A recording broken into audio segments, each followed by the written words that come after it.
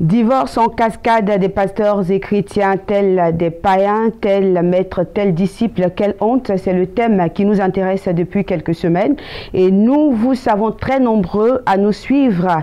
Merci de nous réitérer votre fidélité. Il est président, membre fondateur de la mission évangélique d'Isseva, le prophète Don Céleste Nabi, avec qui nous abordons la question. Shalom, serviteur de Dieu. Shalom, Madame Wali. Nous intervenons également sur ce plateau avec Joël Azoussé, journaliste. Shalom Joël. Shalom Martine Wali. Alors pourquoi donc le modèle de l'église primitive donnait de bons résultats? C'était la réussite et aujourd'hui, nous, on ne s'en sort pas. Où se trouve le problème? Où se trouve le problème?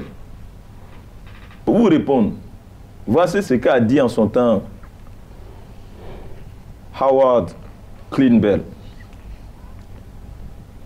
Howard a porté au pinacle 5 fonctions pastorales fondamentales qui existent et qui existaient depuis le commencement de l'Église et l'Église du 1er siècle. Ces fonctions, c'est les suivantes. Guérir, c'est-à-dire l'intégrité sous toutes ses formes. Ils amenaient les hommes, les chrétiens, à l'intégrité sous toutes ses formes. Intégrité morale, physique, spirituelle. Il y avait aussi soutenir, c'est-à-dire la capacité d'aider les gens à maîtriser les temps difficiles dans leur vie. C'est-à-dire on les aidait à traverser les crises.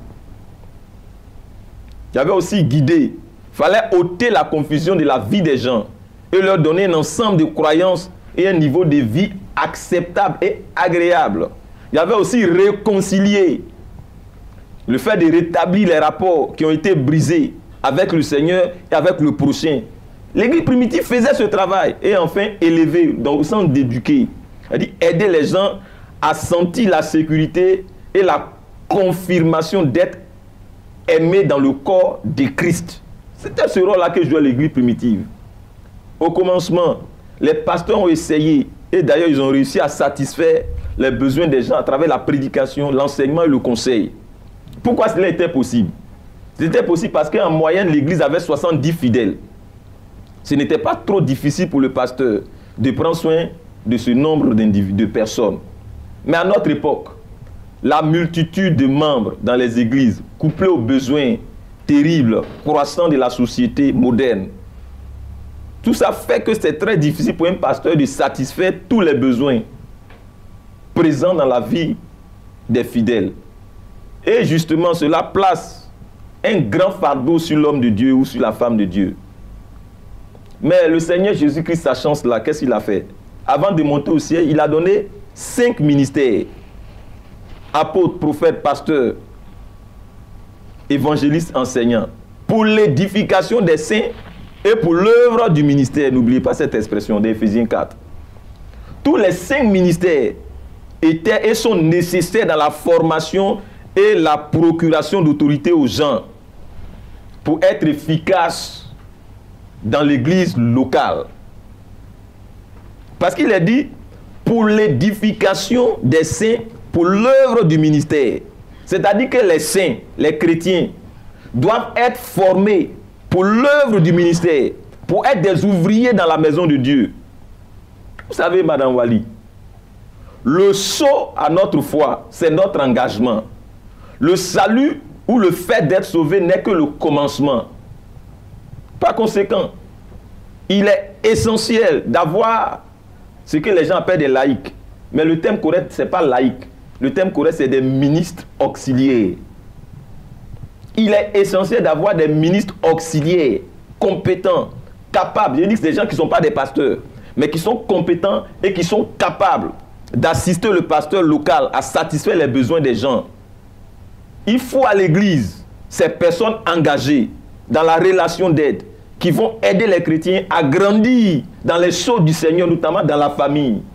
Les pasteurs, eux, ne peuvent pas faire ce travail. Il faut au corps de Christ des conseillers professionnels compétents, disposés, disponibles à aider les gens à résoudre leurs problèmes personnels et de conjugalité, Madame Wali le faut. C'est grâce à ces leaders auxiliaires compétents que les frustrés dans le Seigneur peuvent devenir des gens bien selon la volonté de Dieu. Cela est vital au corps de Christ, Madame Wali. Vous savez, ce n'est plus seulement une affaire des pasteurs. L'époque des pasteurs Zoro ou Rambo est terminée, c'est révolu. Ça n'a rien apporté au corps de Christ. Ça bien au contraire détruit et vieillit les pasteurs. Il nous faut repenser le ministère et nos pratiques. Il nous faut nous adapter aux réalités de notre temps et être intelligents. Même notre Seigneur de son vivant avait des personnes qui l'assistaient. Et non seulement il avait les 12, mais il y avait des gens qui l'assistaient dans son ministère. Il nous faut des professionnels en matière de conjugalité dans nos églises, Madame Wali. Il nous faut des professionnels de conjugalité dans nos églises. Ces professionnels-là vont se tenir rigoureusement et de façon responsable à côté des pasteurs, sans vouloir leur faire des coups d'État et prendre leur position. Et les pasteurs eux-mêmes doivent absolument revenir à leur fonction pastorale fondamentale, tout en demeurant des modèles en toutes choses, dont ils en sont les pédagogues. Toi, tu veux être pédagogue dans le mariage, mais toi-même, tu ne peux pas gérer ton propre foyer. Mais il y a un problème. Tu prêches sur la famille, mais toi-même, tu ne peux pas gérer ta propre famille. Il y a un problème. Pour eux, ça marchait parce qu'ils n'étaient pas aussi nombreux que ça. Pour nous, c'est difficile parce qu'on est devenus nombreux. Et comme on est devenus nombreux, il faut multiplier le nombre d'ouvriers. Mais ce n'est pas simplement multiplier le nombre d'ouvriers, il faut des ouvriers compétents, des gens bien entraînés, bien formés. Je suis à vous. Alors, vous êtes donc, quand on nous dit de laisser s'exprimer les 5 ministères dans les églises. Non seulement les 5 ministères, mais les ministères auxiliaires. Est-ce que le pasteur serait prêt aujourd'hui à partager les dividendes qui en découlent de ce ministère-là? Mais parler de dividendes dans le sacerdoce, pour moi, c'est du business. Et c'est vraiment, ce n'est pas correct. Parce qu'on ne vient pas au ministère pour se faire des sous. On ne vient pas au ministère pour devenir riche. Dommage que des hommes de Dieu s'affichent milliardaires sur les réseaux sociaux et autres. Mais on ne vient pas au ministère pour être riche. On vient au ministère pour rendre les gens riches et accomplir la volonté de Dieu. C'est un sacerdoce. C'est un sacerdoce, c'est pas pour avoir, c'est pas un métier. Et c'est toutes ces personnes frustrées qui sont venues pour se faire riches dans le ministère là, qui ont fait n'importe quoi en Côte d'Ivoire. Oh, aujourd'hui, ils se cachent. Je vous avoue. Alors parlons de l'attitude des apôtres face aux nouvelles réalités de leur temps. Oui, effectivement, les apôtres ont fait face à des nouvelles réalités dans leur temps. Mais qu'est-ce qu'ils faisaient? C'était l'application de l'évangile, Madame Wali. Sous la conduite du Saint-Esprit, l'Église primitive s'est trouvée chargée de travailler sur les implications de l'enseignement de notre Seigneur Jésus-Christ pour faire face aux nouvelles situations auxquelles ils étaient confrontés. Ils s'engageaient non seulement à la fois à proclamer la vision de Christ concernant le mariage dans le monde troublé de leur temps, mais aussi ils s'engageaient à résoudre les problèmes se rapportant à ceux qui sont terrassés par les mésententes et les tensions conjugales. Le défi consistait pour eux à appliquer l'évangile sans se soumettre à l'esprit des temps. Les apôtres n'ont ni dilué ni travesti l'évangile comme ça en est le cas à notre époque. Ils en ont payé le prix. La lettre de Paul adressée à l'église de Corinthe fournit de nombreux exemples de ce type d'activités auxquelles étaient soumis les apôtres. Vous pouvez le voir dans 1 Corinthiens 7, versets 1 à 7. Voici par ailleurs les 3 cas problématiques de leur temps, qui sont les nôtres d'ailleurs, concernant les célibataires et les veuves. Les célibataires et les veuves peuvent demeurer célibataires s'ils le désirent, ce que Paul préfère. Mais ils peuvent aussi se marier ou se remarier. Ailleurs, il conseille aux jeunes veuves de se remarier. Dans 1 Timothée 5, versets 11 à 14. Concernant les couples chrétiens, reconnaissant le commandement de Christ, Paul déconseille le divorce lorsque les 2 conjoints sont chrétiens. Dans 1 Corinthiens 7, versets 10 et 11. Voici ce qui est écrit. À ceux qui sont mariés, j'ordonne, non pas moi, mais le Seigneur, que la femme ne se sépare pas de son mari. Si elle est séparée, qu'elle demeure sans se marier, ou qu'elle se réconcilie avec son mari et que le mari ne répudie pas sa femme. Paul parle également de ce qui devait être fait si la séparation ou le divorce se produit. Il pense personnellement que la réconciliation devait être tentée et que si cela échoue, les membres devaient rester célibataires. 1 Corinthiens 7, verset 11. concernant les couples mixtes, dans un mariage mixte, c'est-à-dire entre un croyant et un non-croyant, l'union doit continuer aussi longtemps que le non-croyant le consent. Le croyant ne doit pas entamer la séparation. Si le non-croyant part, le croyant n'est pas lié au vœu du mariage. C'est-à-dire que ce n'est pas au croyant d'entamer la procédure de divorce. Paul de soutenir que la désertion par le non-croyant, désertion du foyer, est comparable à l'infidélité, à l'adultère. Et la désertion par le non-croyant peut donc ainsi mettre fin à une union. Donc, le croyant peut partir si le non-croyant quitte le domicile conjugal ou quitte la famille. Cependant, tant que dure l'union, le partenaire croyant peut être utilisé par Dieu pour atteindre l'autre à Christ ou pour conduire les enfants à une relation salvatrice avec notre Seigneur. C'est ce qui est dit dans 1 Corinthiens 7, versets 12 à 16. En résumé, avant de vous passer le micro, les illustrations ci-dessus révèlent que Dieu travaillait amplement dans et à travers l'Église primitive. L'Église fonctionnait sur la base de la parole apostolique. Quand la parole s'adressait à une situation donnée, elle était appliquée avec fermeté. Église, revenons à ce style. Appliquons la parole de Dieu avec fermeté, plutôt que de l'appliquer aux faciès financiers de nos membres. Lorsque le problème particulier n'était pas clairement maîtrisé, couvert ou résolu, l'Église cherchait la solution dans la prière. L'Église cherchait les conseils de l'Esprit dans la prière. En d'autres termes, la jurisprudence des premiers disciples se pratiquait sous l'autorité suprême des Saintes Écritures et du Saint-Esprit. Dans le spectre de l'autorité apostolique, ce précédent reste valable aujourd'hui. La jurisprudence, c'est l'ensemble des décisions des tribunaux. Faire jurisprudence, c'est faire autorité servie dans un cas déterminé. C'est-à-dire qu'il y a des situations qui n'étaient pas prévues. Mais quand ça advient, on doit pouvoir prendre des décisions. Et concernant l'Église, l'Église entre en prière. L'Église demande une orientation divine. Et l'Église applique la décision communiquée par le Saint-Esprit. Vous savez, si l'Église ne veut pas être phagocytée par les nouvelles formes de péché, il faut absolument des érudits, courageux pour se prononcer. Parce que le péché peut prendre une pléthore de formes, mais sa spécificité, son principe actif demeure le même. C'est sa non-conformité ou son antinomie avec le plan ou la pensée originelle du Créateur. Malheureusement, l'Église actuelle souffre d'avitaminose en discernement. La vitaminose, c'est la carence en vitamines. Et c'est là à cause du marasme en leader crédible et stable d'envergure paulinienne. C'est-à-dire des leaders qui ont la carrure de Paul, des leaders qui ont l'esprit de Paul, des leaders en qui habitent les qualités de Paul. L'Église en manque de nos jours. L'Église n'a fait que les tuer au cours des années. L'Église souffre de carences en leaders capables de trancher clairement sur les nouvelles réalités auxquelles elle fait face, notamment les péchés modernes. L'Église souffre parce que les uns refusent obstinément, comme Balaam, de reconnaître la grâce de Dieu qui est sur la vie des autres. L'Église souffre parce que la main d'association que les colonnes de l'Église primitive ont eu à donner à Paul dans ses débuts de ministère a tristement disparu. Des sorciers non délivrés sont devenus pasteurs et leaders. Des gens vaincus par leur propre ego, centrés sur eux-mêmes, sur leur petite personne, dont le témoignage ne dépasse pas le bout de leur nez, ont embastillé l'Église. Et les dépositaires des talents sont devenus, ils sont combattus de tous côtés. Église, tu as besoin de voix autorisées par l'Esprit et crédibles pour te parler. Je suis à vous.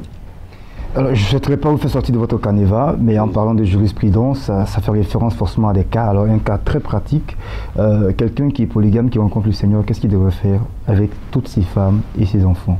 J'ai assisté à un cas comme ça dans mes débuts de ministère. Un monsieur qui était marié, qui s'est converti, il avait 2 femmes, qui s'est converti, il vient me voir pour que je prie Dieu, pour que Dieu me dise laquelle des 2 femmes il doit laisser. Non pas choisir, il doit laisser. Ah ouais. Il lui a simplement dit, mais est-ce que quand toi tu choisissais tes deux femmes, moi j'étais là? Vous voyez? La Bible est claire. La Bible dit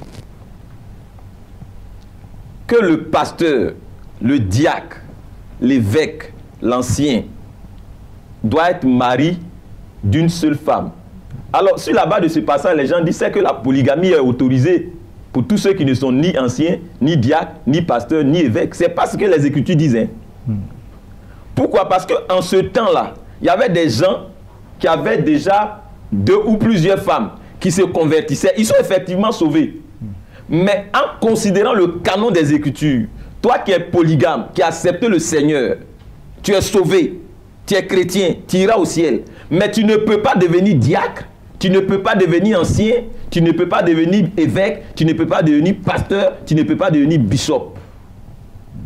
C'est ce que les Écritures disent. Donc moi je ne conseille pas à quelqu'un de laisser sa femme. Tu as marié une femme, tu as marié 2 femmes. Les 2 ont eu des enfants jusqu'aux petits-enfants. Tu vas la laisser pour aller, pour faire quoi? Reste avec tes 2 femmes si tu as l'aise dedans. Mais sache que tu ne peux pas être diacre, tu ne peux pas être pasteur, tu ne peux pas être ancien, tu ne peux pas être bishop. Mais tu iras tout de même au ciel. Voilà. J'ai répondu à vos préoccupations. Oui, bien sûr. La Ligue interdénominationnelle de réforme appliquée pour le réveil et la veille du corps de Christ en Côte d'Ivoire, l'IRARV C2CI, qui a entamé avec le prophète Don Céleste Nabi un vaste programme de réforme dans le corps de Christ en Côte d'Ivoire depuis 2015, avec votre hebdomadaire En toute conscience, vous informe qu'elle ouvre ses portes pour une libre adhésion à tous les serviteurs et servantes de Dieu officiant sur toute l'étendue du territoire ivoirien, principalement à tous ceux qui sont excédés par ce désordre généralisé qui a prévalu ces 2 dernières décennies dans le corps de Christ, à tous ceux qui ont toujours soupiré après un réveil authentique, à tous ceux qui brûlent de passion de voir les choses changer dans le corps de Christ, à tous ceux qui ont passé année sur année dans la prière à présenter l'Église au Seigneur pour un véritable changement, serviteurs et servantes de Dieu d'Abidjan et de l'intérieur du pays, l'heure a sonné. Sortons de nos temples pour ensemble rebâtir les murailles de l'Ecclésia du Seigneur. Contact 41 00 17 39 07 13 18 54. Shalom. Voilà, c'est la fin de ce numéro de En toute conscience. Alors, serviteurs de Dieu, qu'est-ce qu'on pourrait retenir en définitive sur ce thème et quel est votre mot de fin à l'endroit de nos téléspectateurs? Alors, je voudrais juste terminer pour dire que la situation actuelle de la famille est plus qu'alarmante. Elle présente un tableau plus que sombre. C'est une pandémie qui exige l'entrée en scène de véritables leaders qui sont formés dans des familles ou des communautés saines et ayant l'expérience en matière de conjugalité et ayant également un bon témoignage. Je veux dire que toutes les institutions de Dieu sont en train d'être galvaudées par l'ennemi, par les hommes et les institutions corrompues. Un changement véritable s'impose avec des stratégies inspirées de Dieu en vue d'un retour à l'ordre institutionnel de départ. L'Église doit se lever pour un impact sur le terrain, un impact sur la famille. Elle doit absolument se réveiller. Il faut des personnes qui seront capables de conduire l'humanité, surtout le monde chrétien, authentique bien sûr, vers l'idéal divin. Il faut des personnes qui voudront abattre l'arbre de la connaissance des faux mariages que l'ennemi a planté dans les cœurs peu équilibrés. L'arbre des faux modèles de famille. L'arbre de la connaissance des choses défendues en ce qui concerne le mariage dans son institution de départ par le Créateur. Il nous faut des gens, il nous faut des personnes qui voudront ruiner les faux espoirs que le diable donne concernant l'avenir des modèles d'union anti-bibliques ou non bibliques et les comportements afférents. Mais cela, non pas par une opposition frontale, mais par la présentation et le vécu exemplaire du modèle biblique. Il est nécessaire que l'Église relève le défi de lancer des unions viables et exemplaires. Aujourd'hui, il nous faut des personnes qui voudront détruire les mauvaises semences de comportements obscurs et équivoques qui sont rentrés dans les mœurs de l'Église en ce qui concerne la vie conjugale. Aujourd'hui, il nous faut des personnes qui voudront surtout planter le bon modèle d'union dans les cœurs, principalement de ceux de la future génération. Je veux dire à l'Église, que l'Église ne doit pas abandonner l'éducation de ses enfants entre les mains des institutions académiques, du monde parfois habilement piloté par les suppôts du diable. L'Église doit assurer l'instruction de ses enfants aux deux niveaux, aussi bien au niveau académique qu'au niveau familial. Que nos enfants ne soient point des produits de la société mondaine corrompue, mais qu'ils soient des produits de la Bible. Nous avons assurément besoin de réussir notre vie conjugale. C'est un défi pour nous chrétiens. Nous avons besoin de repositionner Christ au centre des familles chrétiennes et même non chrétiennes si nous voulons voir la société se porter mieux. Nous avons besoin de construire des familles fortes et stables avec Christ comme pierre angulaire de l'édifice familial. Il apparaît clairement que la responsabilité de la formation en vue du mariage et de l'encadrement des couples doit être confiée à des personnes qualifiées, bien formées et expérimentées en la matière, et ayant surtout un bon témoignage, et non à des profanes, novices ou inconvertis qui vont charcuter les foyers. Ces responsables, encadreurs, pédagogues et moniteurs,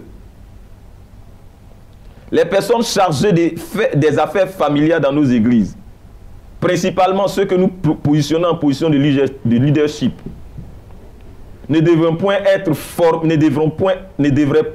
formés à la va-vite, tout comme les futurs époux eux-mêmes. C'est une question de leadership, d'institution, de pose de socle. Vu que le mariage et la famille sont le socle de la société, c'est un enjeu majeur. Pour finir, en termes de solutions pragmatiques, nous proposons les choses suivantes. Revoir les bases et fondations actuelles des mariages, je veux dire des unions qui se font, et poser les bonnes fondations, les fondations bibliques. Cela aidera à la solidité, à la stabilité et à la pérennité des foyers.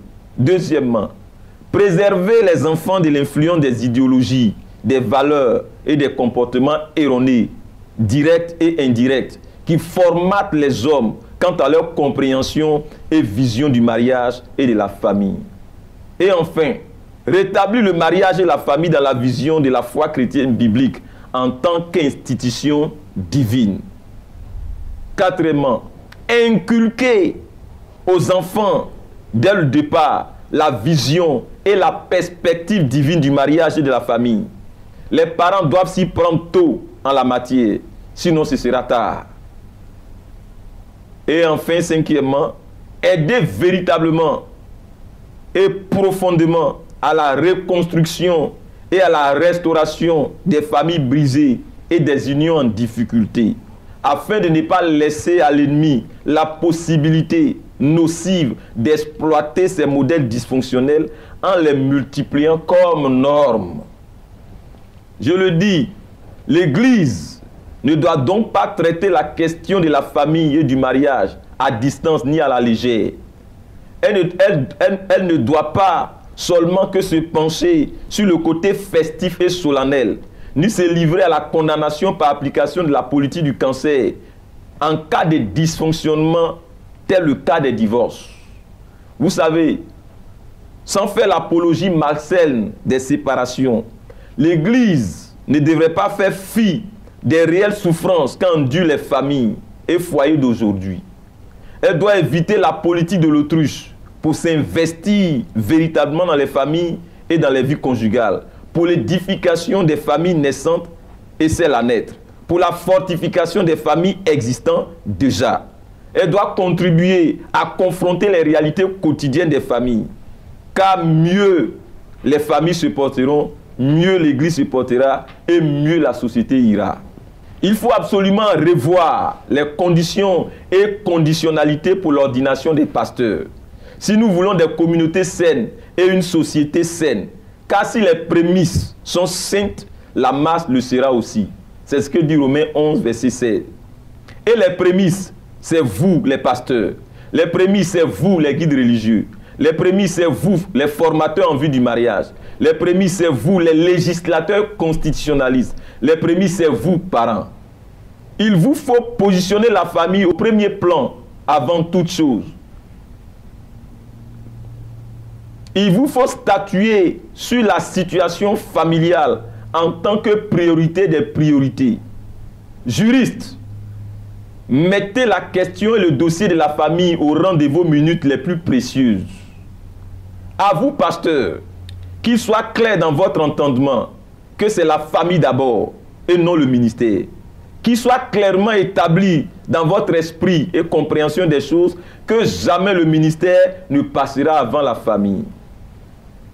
Il nous faut absolument revoir les conditions et les conditionnalités d'ordination des pasteurs. Dites-le moi s'il vous plaît. À quoi nous attendons-nous quand nous ordonnons ou responsabilisons dans nos églises en position d'exemplarité et d'honorabilité des personnes incapables de gérer leur propre foyer? Quel modèle visons-nous donner au peuple de Dieu et au monde en faisant ainsi? Que valent les conseils ou la prédication d'un guide religieux qui lui-même peine avec son foyer ou qui a des maîtresses? Que valent les prédications, les enseignements d'un pasteur qui a son énième mariage, qui a son énième divorce, qui a des enfants hors mariage, qui bat son épouse à 100? Je dis qu'il est temps d'être sérieux. Il est temps d'assainir le corps de Christ. Les voyous n'ont pas leur place dans les domaines qui requièrent de l'honorabilité et de la dignité. Voici ce que nous rapportent les Saintes Écritures bibliques. Dans Malachie 2, verset 15. N'abandonnez pas la femme de votre jeunesse, qu'aucun ne soit infidèle à la femme de sa jeunesse, que nul ne sait pas ce que Dieu a joint. Lisez dans Matthieu 19. Comment quelqu'un qui ne sait pas diriger sa propre maison saura-t-il prendre soin de la maison du Seigneur? 1 Timothée 3, verset 5. Si quelqu'un n'a pas soin de sa famille, il est pire qu'un incroyant, il a renié la foi. 1 Timothée 5, verset 8. C'est dit que tous les pasteurs et autres responsables religieux qui s'adonnent à de telles pratiques d'abandon d'épouse ne sont pas des modèles. Il suffit pour cela de lire les conditionnalités d'accession aux positions de leadership selon les Écritures, dans 1 Timothée 1, versets 5 à 9. Laissez-moi vous le lire, sans les condamner. Tous ceux qui s'adonnent à de telles pratiques d'abandon d'épouse et d'enfants pour d'autres aventures et liaisons passionnelles, ceux qui abandonnent leurs époux et époux sans motif pour en épouser d'autres, ceux qui abandonnent femmes et enfants au nom de la cause de l'œuvre de Dieu ou au nom de Dieu, qui leur aurait demandé cela, ne sont pas dignes de confiance. Ce ne sont point des modèles à suivre ni à imiter. Leur pratique ne vient point de notre Dieu. Ils sont sous une autre inspiration, sinon démoniaque. L'ennemi a triomphé d'eux. Ils ont besoin de délivrance. Ils ont besoin de restauration. Ne vous laissez point infecter par leurs esprits. Seriez-vous d'accord pour la création d'une haute autorité évangélique pour la réglementation de l'ordination de la consécration des pasteurs? Je ne suis plus d'accord. J'étais d'accord avant, mais je n'ai vu aucun bilan que toutes ces hautes autorités qui ont été créées nous ont dressées. Quel a été leur bilan? Une autre autorité, je suis d'accord, mais une autre autorité qui a une vision, une autre autorité dont le cœur bat pour le bien-être du corps de Christ. Voilà. Nous avons terminé, serviteur de Dieu, votre mot de fin. Mon mot de fin, je voudrais dire à toutes ces femmes qui ont été abandonnées par leur mari que la paix du Seigneur habite vos cœurs. Je voudrais aussi dire à toutes ces femmes-là que Dieu soit avec elles. Je voudrais m'adresser à tous les serviteurs de Dieu. Gardez votre famille précieusement plus que toute autre chose. Et je voudrais terminer en priant pour toutes les familles de la Côte d'Ivoire et du monde entier qui nous écoutent. Seigneur, je vais te rendre toute la gloire. Je vais te rendre toute la gloire toi qui as institué le mariage, je prie que toutes les familles qui nous suivent, toutes les familles qui ne nous suivent pas à travers les médias, toutes les familles qui existent, Éternel Dieu, soient bénies. Les familles qui répondent à ton modèle soient bénies.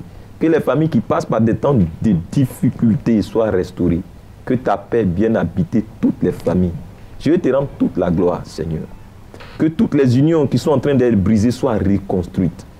Que là où Satan est rentré dans les familles, qu'il soit dégagé.